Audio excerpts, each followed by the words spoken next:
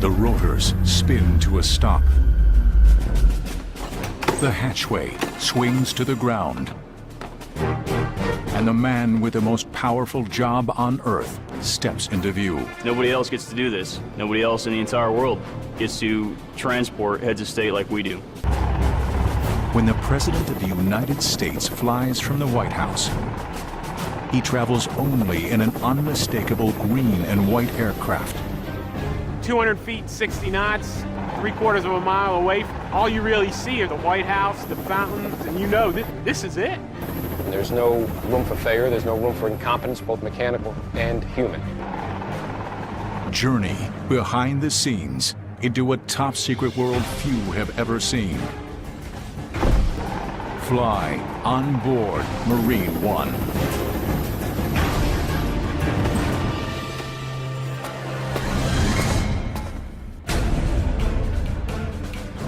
The President is on the move. The President is always on the move.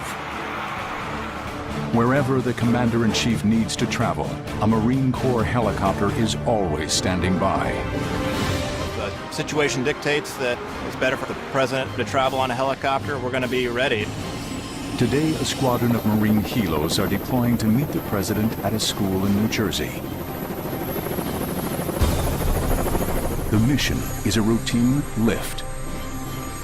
But that routine calls for men and material in force. Aircraft must be kept fully fueled. Counter-assault teams lock down the landing zone. Communications link with the Secret Service and air traffic. It's just not as simple as just flying to the backyard of the White House and picking up the President and bringing him someplace. Anything can change the dynamics of that flight. Anything can change the mission. Radio, I'll just give you a thumbs up for the tail clear call. At any time, the Marines can deploy the same in-depth support anywhere on Earth. It's a global mission. I mean, it's not just the White House lawn to Andrews Air Force Base or White House lawn to Camp David. It's a global mission. It could be in the backyard of Windsor Castle. It could be a palace in the Netherlands, which means we either have to get there before he does or be in place right when he gets there. Insert magazine. Make ready. Check your six. Holster. Insert weapon in the clearing barrel. Sure weapon is on safe. Weapon is clear. Only one unit in the United States Armed Forces is entrusted with this mission. Flashlight, radio. You got anything to take care of? Their headquarters are here. A tightly guarded airfield. A high-security facility inside Marine Corps Base Quantico. 30 miles south of Washington, D.C., on the banks of the Potomac. Quantico is home to the helicopters known as Marine One, and the hand-picked team of technicians, specialists, and pilots who fly the President of the United States. 167 Heavy, wind 07010, runway 13, takeoff. HMX-1, Marine Helicopter Squadron 1. HMX-1 is a special entity within the Marine Corps because of the job that we've got.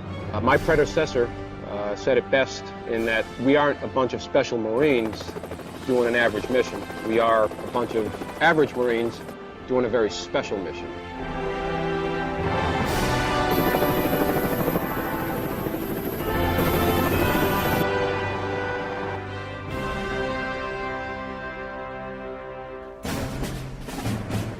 No one at HMX-1 understands the duties and demands of that special mission better than Marine One's primary pilot, Colonel Raymond F. LaRue.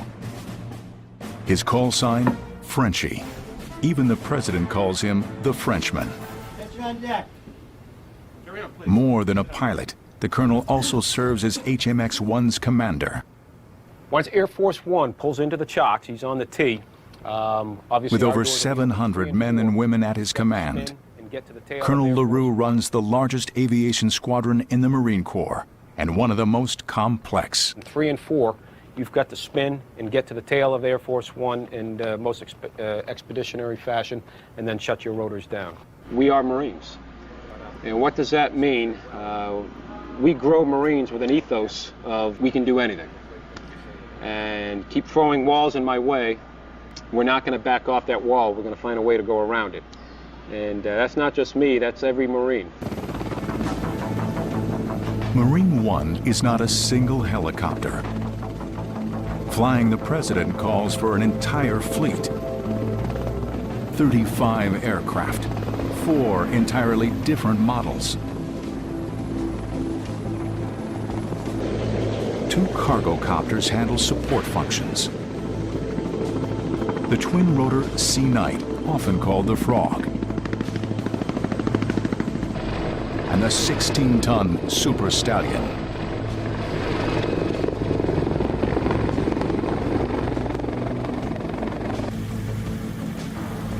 The pride of the squadron lives here, in a high-security hangar known as the Cage. These are the specially outfitted presidential helicopters the Marines call White Tops. The icon of the presidential fleet is the VH-3D, the Sikorsky Sea King, a helicopter that first entered service over 40 years ago. The VH-3D is kind of the nostalgic presidential helicopter. That's the one that most people associate with the South Lawn or trips to the major cities with the president coming off, walking down the stairs.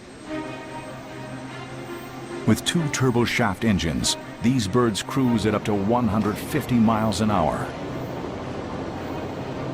The Sea Kings of HMX boast an outstanding flight record. Never once has Marine One suffered a mishap. These are the most maintained helicopters in the entire world, by far. You will not see a better maintained helicopter anywhere. They fly like a dream. They're very smooth. They're quiet inside. So quiet, in fact, that the president can carry on a conversation in a normal tone of voice, which is very unusual for a helicopter, for it to be that quiet in the back.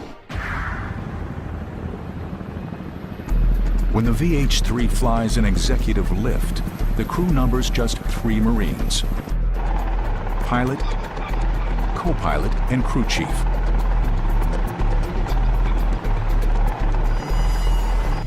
Over 70 feet long, the helicopter has room for a dozen passengers, including the Secret Service, and a special seat for the Commander-in-Chief. 251, turn right 260 and contact air approach 132. These are very unique aircraft.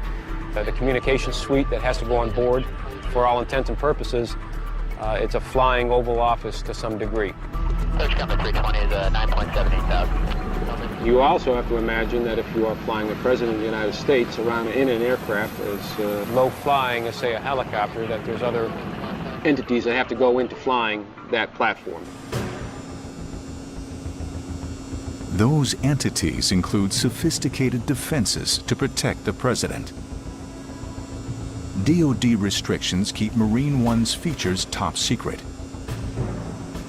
However, similar combat aircraft carry sensors to detect laser and radar tracking, electronic shielding, and onboard anti-missile systems. I'm not going to really specifically discuss any of the aviation or aircraft survival equipment on board, but in the event that there is a problem that maybe we require support with, there are aircraft and assets on standby. Okay, any questions on the sequence of events in the lift? 70 of the finest battle-tested aviators in the Corps are assigned to HMX. 1, flight is clear, 13 right register. After 3 years of rigorous training, 4 pilots will be tapped to serve 1 year at the controls of Marine One. And I picked those pilots based on their capacity to make decisions, their capacity to handle situations when things aren't going as smoothly as they could. But it's certainly a complex decision. It's not one that's made easy, and it's one that I look very, very carefully at. Flying Marine One may be the goal for these pilots, but for every Marine at HMX, the mission goes beyond supporting the President. It begins with the toughest test in military aviation.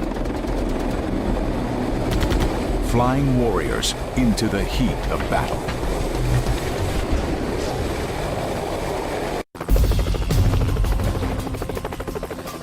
The same Marines that fly into the White House also fly into combat. HMX-1 was established in 1947 as the Marine Corps' first ever helicopter squadron. The unit was commissioned to develop battlefield tactics for rotary winged aircraft, helicopters.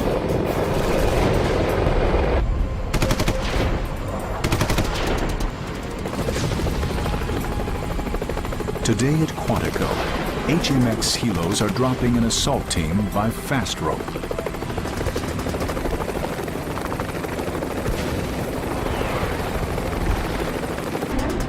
My combat experience, it really just brought confidence to this job. It makes you relax a little bit more. It makes you understand the gravity of what you're doing here as far as doing your job under tough circumstances. Getting in and out, fast and safe, that's the goal for these Marine pilots. Whether flying warriors into combat or taking the Commander-in-Chief to the White House. Here we go, nosing over, looks clear up the river. Clear to the left. Ground speed's 36 and you're coming down through 150. But transporting the President calls for more than just battlefield instincts. NG's on the rise. All right, I got the water tower in sight. I'll go ahead and make my turn. Roger. Would-be Marine One pilot Major Sean Quigley is about to land on the White House lawn. At the controls of a computerized, virtual Marine One. Pressure looking good over the lips, and looks like your airspeed's matched up and you're coming down through 70 feet. I'm flattered that I was chosen, and I only hope that I can continue to perform in a way that instills confidence in the commanding officer so that I can continue to safely transport the most important man in the world from point A to point B when I'm supposed to. Transmission, all press and temp are in the green. All right, I'm making my turn. Roger. From crosswinds on the South Lawn to the narrow piers of Manhattan's Wall Street heliport, the simulator can replicate various key landing zones. All right, we got the EAP up and on. It is on. Power back, one back. Power back, one back. We spend a total of 6 weeks immersed in learning the various missions that we fly. We call that saturation training. I want to pass the monument here, about 200 feet, 60 knots. I'm only showing you pulling about 92% torque. All right, let's get landing checks. After 3 years of rigorous training, Quigley is on the brink of qualifying to fly the President. Ground speed's 13 knots. Keep coming forward, and your tail's clear left. Out of 70 pilots in the unit, only a handful get this far. Oh, man. Got chip detector. That's not too good. Only 4 make it to Marine One. Okay. All right, there's 30 feet, and tail's clear left. All right, coming down through 15 feet. Working on your tail. There's your tail, mains. Lineup looks good. Keep coming forward. Down 5, 3, 2, 1, and brakes. Got him. Touchdown. Okay. Handle set, parking brake is set. Time for Quigley to learn if he's passed his latest exam. Okay, that was real good. I like the crew coordination on that thing. Thumbs up. The thing to remember too is in an ATOS, it does not Next talk test about for the prospective Marine One pilot, landing on the actual South Lawn. But either case, it's your call as the aircraft commander. So, good job. Okay. All right, thank you.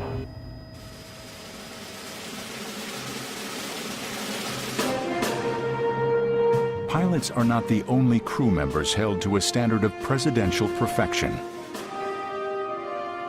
You want to fly the President, you're not going to look unprofessional. You're going to open the door in a professional manner, you're going to make your turns in a professional manner. It's got to be dead on.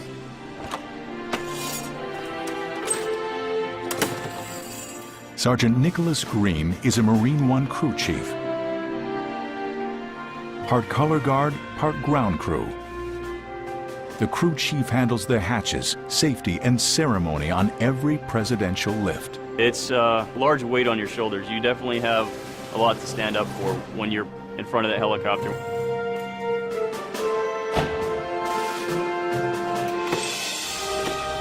You take 6 steps out, pivot, walk all the way to the back. make it look good.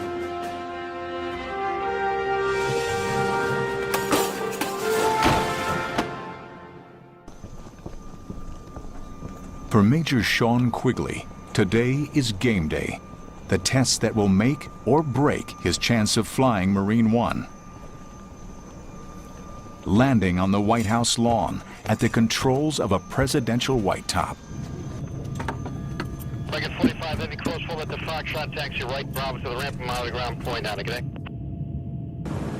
For this decisive flight, Quigley will lift off in one of the squadron's iconic helos, the VH-3. Cleared for takeoff. When you're flying the H-3, you really feel like you're flying a helicopter. Rate 30 Tango County, turnway 4 left position and hold traffic crossing downfield. It makes you do some work. You got to be vigilant, but it's very rewarding in that it comes through for you every time. You're on patrol. Thank you. Should be all squared away. I told her to hit the boards. Coming up on here, I got a gear light left. The trip up the Potomac will take only minutes. But before this white top can touch down at the White House, Quigley must make an intermediate landing. Next stop, a restricted military base, a facility the Marines cannot allow to be filmed.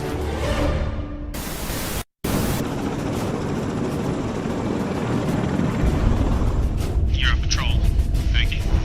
Should be all squared away. Presidential pilot in training, Major Sean Quigley has lifted off from a restricted airfield in Washington, D.C. Next stop, the White House. Quigley is about to face the ultimate Marine One trial. To become one of just 5 pilots approved to fly the president, he must nail the perfect touchdown at the White House.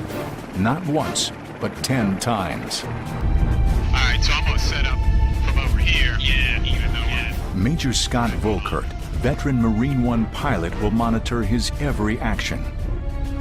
What Volkert reports will make or break Quigley's chances.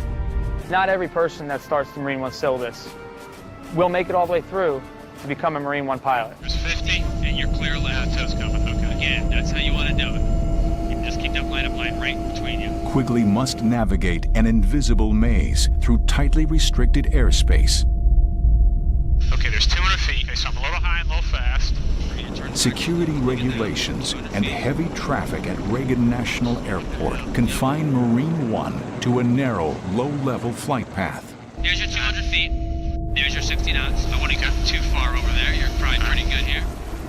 Flying around Washington, D.C. below 200 feet, it's an almost indescribable experience until you've done it. The first time you do it, you don't want to be the pilot flying. You want the guy in the other seat on the controls because you just want to sightsee. Hey, this is just good review for you. Okay. The Washington Monument. The last landmark. Over 500 feet tall, it towers above the helo. Okay, nice and easy. The ground's coming up, so I'll help you out. Volkert watches closely as Quigley turns into the final approach. There we go. Yep, you're good. You're coming down. Okay, there's 200 feet. 50 knots, that's fine. That's no faster than 60. It doesn't matter how many thousands of takeoffs or landings that you have. Don't cheat right on us. You make that turn around the Washington Monument, you receive your landing clearance, and you roll final on the South Lawn. That's when you fully understand the gravity of the situation, the responsibility that you have. Without exception, my palms start to sweat, get a little bit nervous. Okay, I'm putting this line between my legs. Yeah, right between your legs. Tree goes down the right-hand side. Just remember, we want to be over that fountain by 90 feet. Oh, a good visual is 150 and 50, so we're accelerating now. Good line up. Don't cheat right on us. Good. Now just keep coming down. Now cheating right. Looking good. Looking good. Just keep driving forward. The South Lawn. 100 feet, 30 knots. Barely 50 yards wide, hemmed in by towering trees. Man, it seems like we're close to that blue spruce on the left. Don't worry about it. You're good. Okay. I'm holding altitude. Quigley can't touch down just anywhere. His landing must line up precisely with 3 red discs. Now cheating right. Looking good. Looking good. Just keep driving forward. Keep driving forward. Clear to come left. 200 feet, 60 knots, 3/4 of a mile away from touching down. All you really see are those spots on the lawn, the White House, the fountain. And you know this is it. This is a big deal. Okay. Now we're coming around. Yep.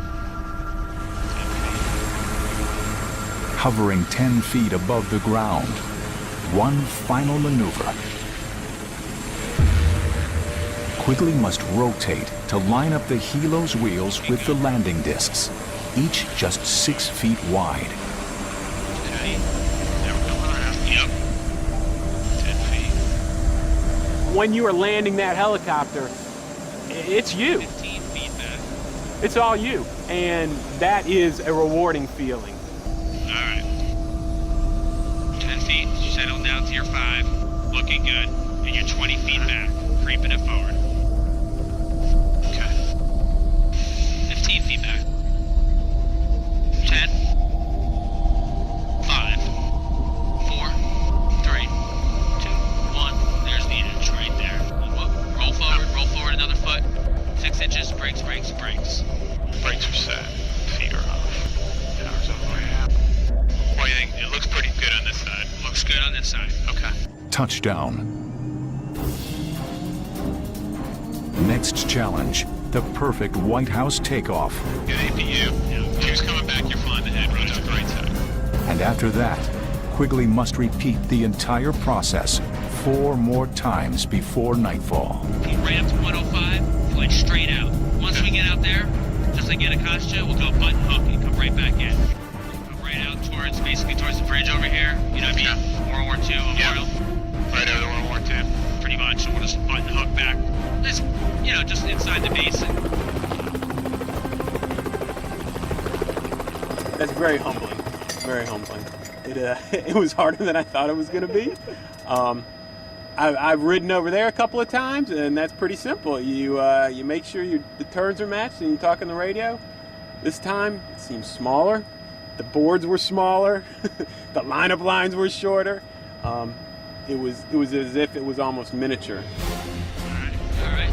Yep, 100 feet, 30 knots to your next checkpoint is going to be. A few hours later, Quigley tackles his final trial of the day. 100 feet right now, good altitude, I would hold the altitude. A series of nighttime landings. You know that trace, so just keep coming left a little bit. This is the acid test for Marine One. But it will be weeks before Quigley learns if he has passed or failed. You're not clear left yet, not yet. Now you are. Okay. There's plenty of places that you can make some hiccups along the way. Different situations that just arise where you may or may not have what it takes, if you will, to be a Marine One pilot HMX. 15 feet, 10 feet. Flying in and out of the White House is only one facet of Marine One's complex zero-fail mission.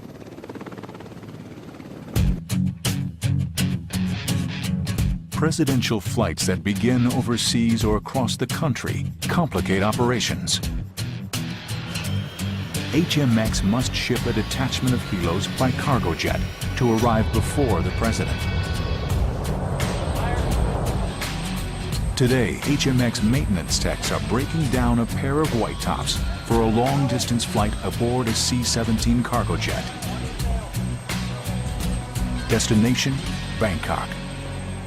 Normally, if we're going overseas, we'll take the VH-60s. That's a smaller Black Hawk variant that has a smaller cabin, but it's just as capable with communications and flight capabilities and so forth. But it deploys so well, just with folding up a few blades. We can roll that thing right into the back of an Airforce C-17 with all of our gear and personnel, completely self-contained in one aircraft, and fly to anywhere in the world and be there and build up and be up and flying in just a matter of hours.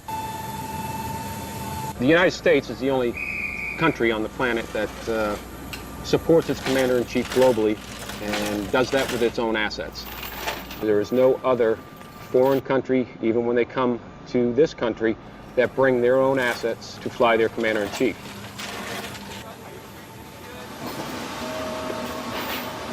That is a unique facet of flying the President of the United States.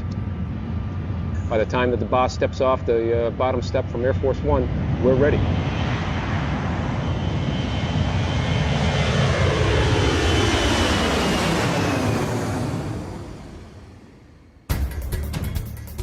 Next destination for the President and HMX-1, New York City. The President is coming to town for the United Nations General Assembly. Air Force One will get him to Kennedy Airport in Queens. Marine One will take him to Manhattan. He'll land on this narrow strip of concrete jutting into the East River, the Wall Street heliport.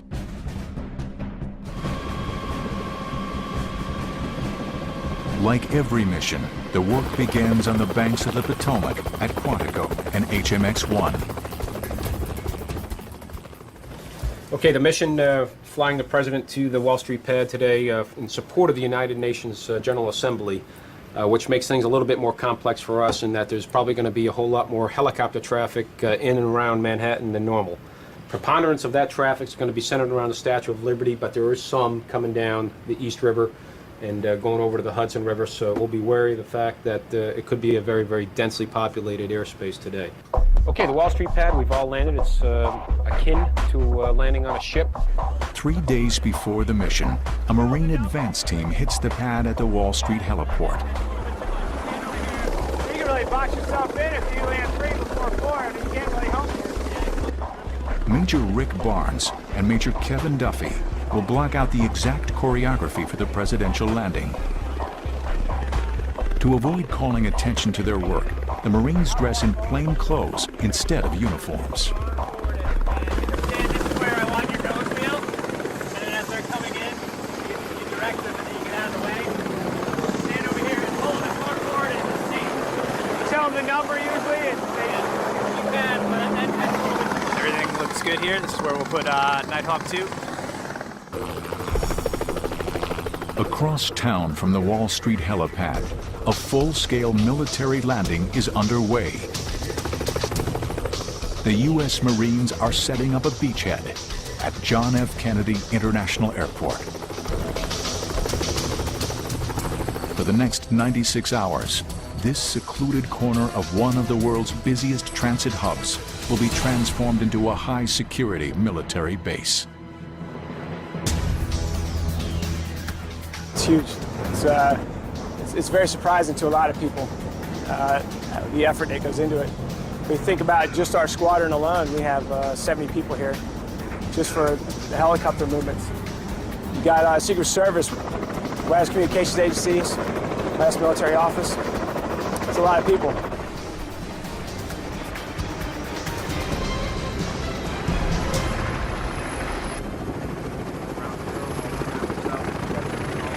Colonel Raymond LaRue gathers his troops in the hangar at JFK for one last briefing. We're going to be busy this trip. It's a little bit non-standard than our typical Manhattan trip. We are here during the UN General Assembly, so there's going to be a lot of security, a lot of cops, a lot of closures, but nobody can do it better than we do. Anything from me. You're in Manhattan. Enjoy the heck out of it is what I'm telling you, all right? Hoorah. From Quantico to Wall Street to JFK, the Marines of HMX-1 stand ready. Tomorrow, the President of the United States comes to town.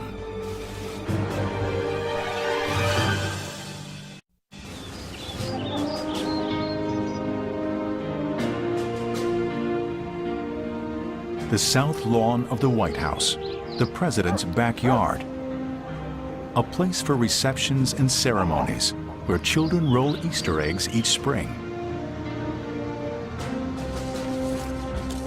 But today, White House groundskeepers are rolling out a landing strip. With 3 red circular pads, they mark out the precise site for each of Marine One's landing wheels. So they just weigh about 160 pounds apiece. They're half-inch aluminum, 6 feet in diameter. They serve not only as a visual reference for the pilot to come in and land on, but they also help distribute the weight of the aircraft evenly across the lawn, because if a huge helicopter, the wheels touch down in the exact same spot every single time, we'd end up with huge divots out on the south lawn. And That's the president's backyard. That's the last thing we want out there. The angle and location for the landing has been meticulously calculated for safety, ceremony, and the president's convenience. What we're looking for out here when we set up is we want to align with the doors that go in the diplomatic room, exactly with the Jefferson Memorial down south, and that's what we're lining up on. 8 a.m. Marine One is due to pick up the president in 2.5 hours. The trip is an aerial relay race. First leg, Marine One will carry the president to Andrews Air Force Base. Air Force One will fly him to New York's Kennedy Airport. The last leg, another Marine One lift from JFK to downtown. The White House to Wall Street, 1 hour flat.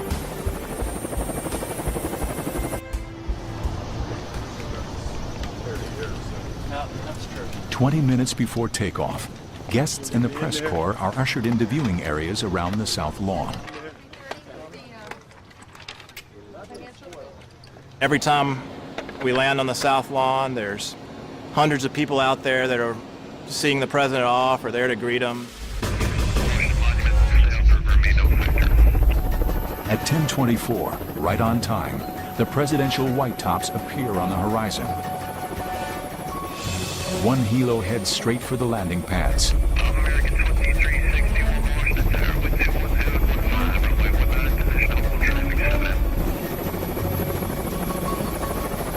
For the presidential pilot, the moment of truth has come. Going into the South Lawn, you know, that's pretty nerve-wracking. You know, you think about the cameras that are on you, the number of people that are watching, and then who you're going in there to pick up or drop off.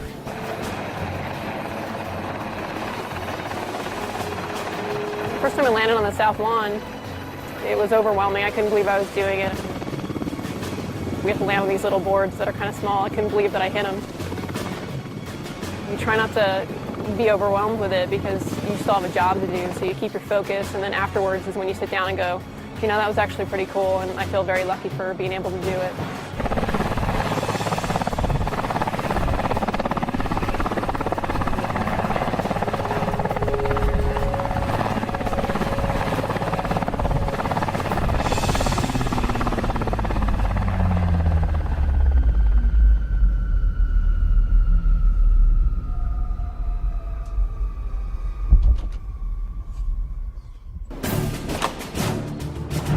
The crew chief drops the stairs, and the ritual march of presidential boarding begins.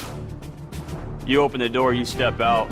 You don't know what's going to be there at your pivot point. You walk out 3 or 4 steps, make a turn, there might be a hole there. There's actually a hole on the South Lawn that we all try to avoid. And it's there, you know about it, but you never know when you're going to hit it because you're not looking down at your feet. Marine One is not a single specific aircraft, but an exclusive presidential call sign.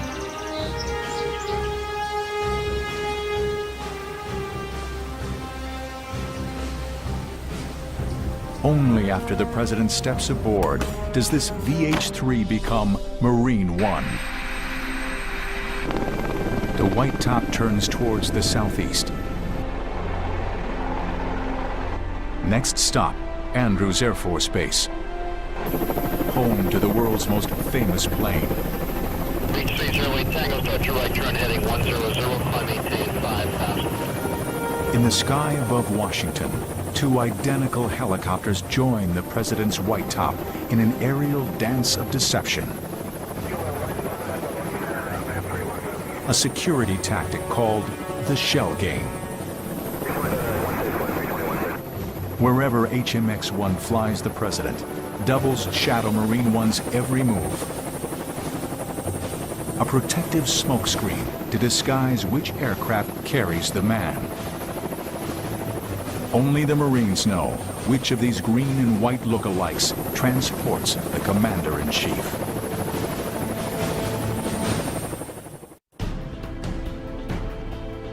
At Andrews Air Force Base, the world's most recognizable plane stands ready for takeoff. On board, her crew is poised and waiting for one special passenger. Attention on board the aircraft, the President is 5 minutes out. Three white tops appear on the horizon. Only one carries the boss. In the shell game, only one is Marine One.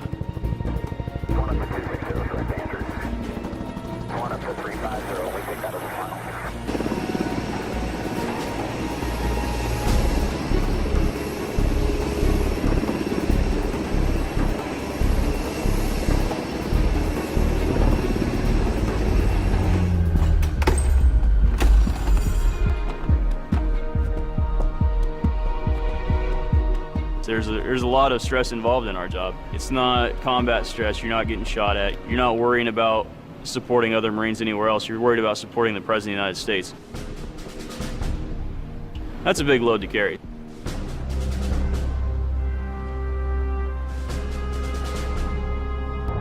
Flight time, 45 minutes. Next stop, New York City. 4.8 miles south of the UN at the Wall Street heliport.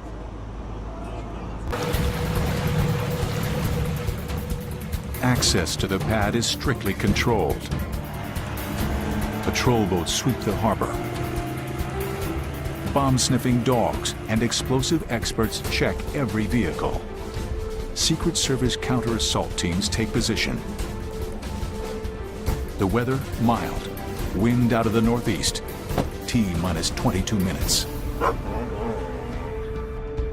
At JFK, the helos of HMX-1 stand by, poised for liftoff. Marine One pilots and co-pilots take the field. Colonel LaRue will fly the President. You walk into work every day with a smile on your face, not only because of the mission, because the mission's pretty cool, but as an old guy like myself that still gets to fly daily and strap on 3 or 4 different aircraft, it's absolutely exhilarating. Any helicopter pilot will tell you that it's probably the best thing you can do with 2 hands. Air Force One begins final approach. Cleveland Air Force One, flight level 330. The pieces of the puzzle come together seamlessly. 11336. Air Force One passing 8.5 for 12000, heading 360. Air Force One on the center. I think the gravity of this job really hits home when you're sitting there just chatting, and then all of a sudden the big jet comes at you and the President walks down the stairs. So I think if anything, it makes you really sit up a little bit straighter and take your job a little more seriously. It's when those big engines are coming at you and that stair goes down.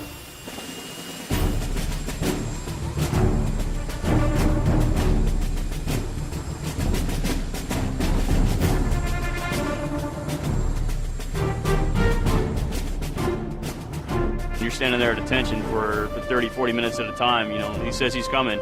He might stop and shake somebody's hand. He might work the rope line, and it may be 30 minutes before he gets there. You're subject to whatever. Rain, snow, freezing cold, excruciatingly hot. It doesn't matter. You can't think about, I'm really cold right now, I want to scratch my nose or move my arms or something. You can't do that. So you just suck it up and deal with it.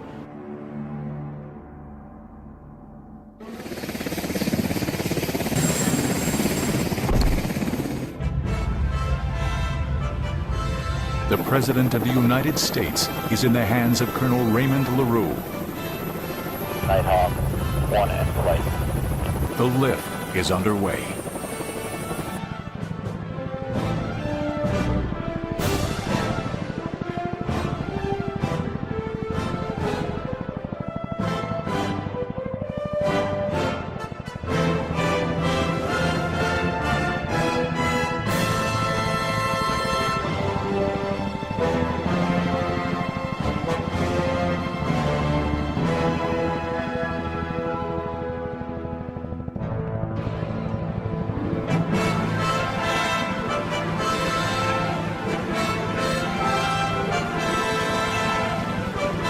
Doing this particular mission in Manhattan, first of all, it's a treat to fly around Manhattan.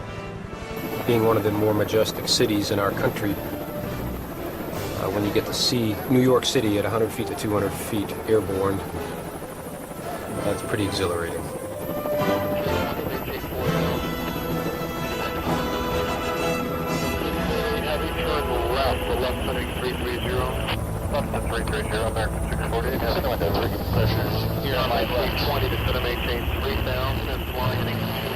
But it's also very challenging in that some of the busiest airspace that this country has that we fly into. So we've got to always plan for contingencies as well. JFK to Wall Street in under 10 minutes.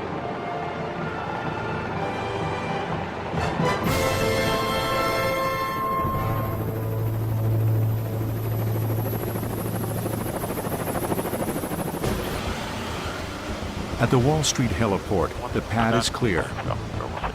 The presidential motorcade waits for the last leg of the trip. The helos of HMX appear on the horizon. Now is the time for Frenchie and his team to earn their stripes. For this presidential mission, not one, but 4 helicopters must squeeze onto the pad. A concrete pier smaller than a football field. 2 troop carriers with press and support staff land first.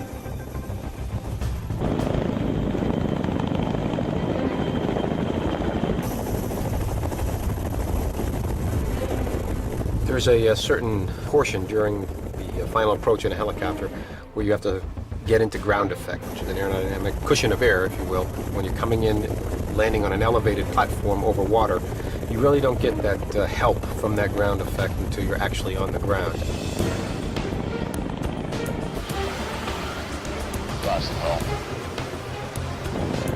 Next to touchdown is a backup presidential white top.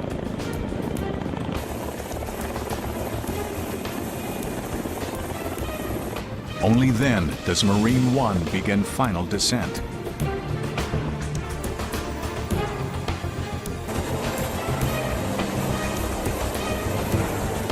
When we get there, Wall Street pad is already clobbered with aircraft. Depending on how the winds are, we've got to get in there. We've got a very small space that we have to land in. But you only get one shot at it. It's a zero-fail mission, and that's why we rehearse everything so that on game day, we make it seamless.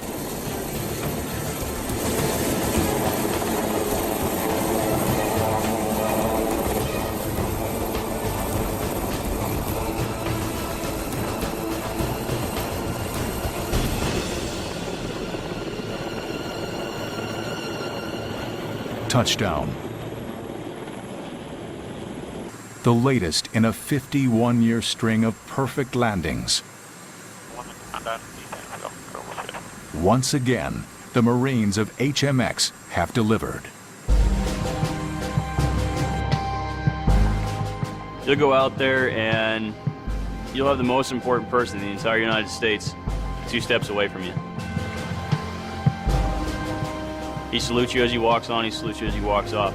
That's pretty humbling. He's saluting not only you, he's saluting the pilots that flew him, he's saluting the Marine Corps, he's saluting the United States every single time he walks on and off. And it is pretty amazing. It's a pretty humbling experience.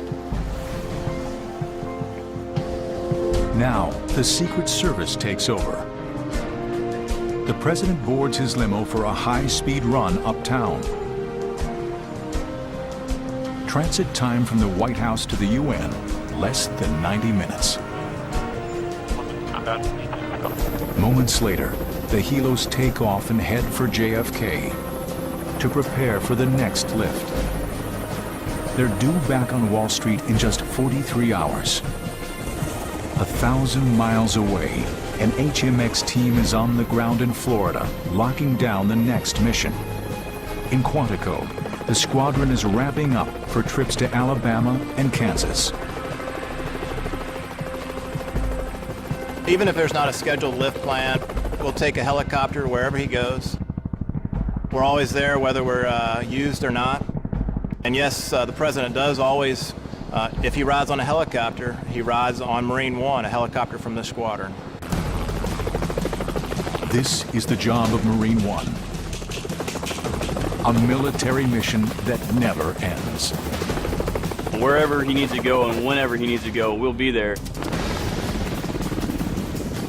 It's a great honor. It's an awesome experience, and it's something I'm very proud to be able to do, and it's something that I would never have the opportunity to do anywhere else other than here.